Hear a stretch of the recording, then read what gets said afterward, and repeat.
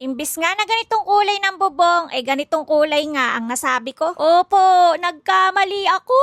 Abay, ba't parang nakikigaya? Ngayong araw nga ay nagsimula na silang maglagay ng bubong. At dito nga ulit sila sa likod ng bahay nagsimula dahil yung mga gutter ay tapos na dito. Nung una nga ay tiles pan talaga ang balak namin dito. At kung yun nga daw yung gagamitin, dapat nga daw matarik yung bubong. At baka masayang nga lang din daw yung design kapag ka nga natakpan lang din in the future. Kaya naman napapayag nga ako dito sa rib type. Ito nga daw kasi kahit hindi matarik yung pagkakagawa sa trusses ay okay lang. At bagay nga din siya dito sa lanay at dirty kitchen dahil hindi matarik yung pagkakagawa sa trusses. Habang gumagawa nga sila ginagawa na nga din ni Foreman itong mga tubo ng tubig. At nai-adjust na nga itong tubo ng tubig para sa washing machine. Inaurong ko nga lang ng bahagya dito dahil ang luwag pa nga ng space dito sa laundry area. At pati nga yung linya ng gripo dito ay nailagay na nga din. Para kahit maglaba kami ng mano-mano may makukuhaan kami ng tubig. At dito naman banda ay nailagay na nga yung aking plant box. At tataniman ko nga to ng sili at kalamansi. Abay, parang hindi na ako bibili. At pagbalik nga namin ng hapon, ganito na nga ang itsura dito sa taas. At tapos nga kaagad nilang lagyan itong likuran ng bahay. At siguradong may masisilungan na nga kami kahit tumambay kami dito sa taas. Hindi na nga kami mabibilad at baka kahit paano bumalik na kami sa dati naming kulay. At kahit paano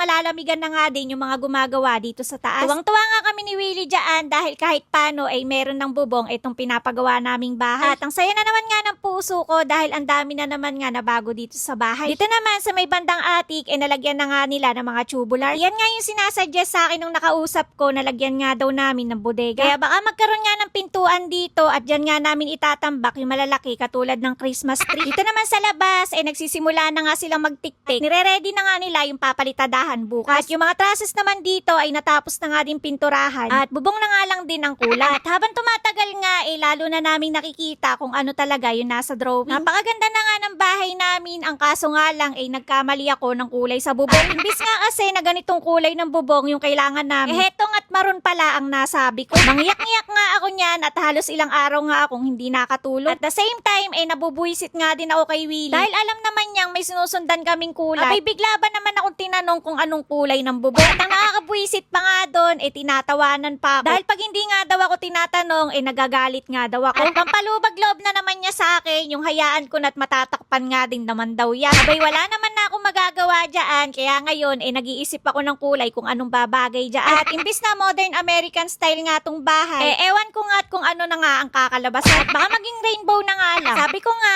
sa dinami-dami ng kulay na pwedeng magkamali sa bubong pa. Kaya ngayon panay-search nga ako ng paint color na babagay dito sa kulay ng bubong. Maganda naman yung kulay ng pagkakamaroon niya. Kaya lang mukhang maiiba na talaga yung paint color ng bahay. At yan nga yung pare-parehas nating aabangan. Kaya hanggang dito nga muna ulit yung update ko sa inyo ngayong araw. Kaya naman, huwag mo akong kakalimutang i-follow. Bukas na lang uli!